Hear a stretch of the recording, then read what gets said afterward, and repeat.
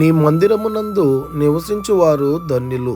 కీర్తనలు 84:4. ప్రియమైనటువంటి దేవుని జనాంగమ, ఈ ఆదివార దినాన మనలో అనేక మంది బయట నివసించడానికి ఇష్టపడతారు, కానీ ఎక్కడికెక్కడికో వెళ్ళి అక్కడంతా ఉండడానికి ఇష్టపడతారు, కానీ దేవుని మందిరానికి వెళ్ళి అక్కడ నివసించడానికి, ఆయన ఆరాధించడానికి ఇష్టం లేనటువంటి వారిగా ఉంటూ ఉన్నారు. అయితే దావీదు భక్తుడు తెలియపరుస్తున్నాడు, నీ మందిరములో నివసించే వారు ధన్యులని చెప్తూ ఉన్నాడు. అయితే దేవుని మందిరంలో మనం నివసిస్తున్నామా? దేవుని మందిరంలో నువ్వు నివసించినట్లయితే నీకు ఆనందము కలుగును. దేవుని మందిరంలో నువ్వు నివసించినట్లయితే నీకు సంతోషము కలుగును. దేవుని మందిరంలో నీకు నివసించినట్లయితే నీకు శాంతి కలుగును.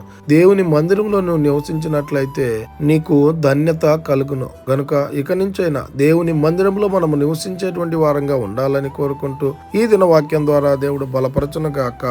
ఆమేన్.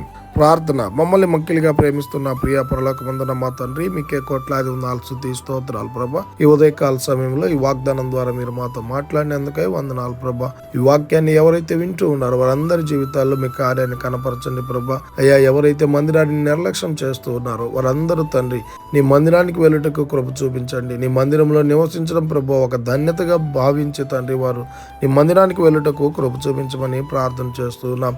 ఇది నాన్న ఎవరైతే ప్రయాణాలు, పనులు, ఎవరైతే నూతన కార్యాలు మొదలు పెడుతున్నారో వాళ్ళ ప్రయాణాల్లో, పనుల్లో, వాళ్ళ కార్యాల్లో మీరే తోడై ఉండి నడిపించమని ప్రతి బిడ్డను మీ కృపగల హస్తాలకు అప్పచెప్పుకుంటూ మీ కృపనే కోరుకుంటూ యేసుక్రీస్తు పరిశుద్ధ నామమున అడిగి మరి ప్రార్థిస్తూ వేడుకుంటున్నాము తండ్రి. ఆమేన్. God bless you.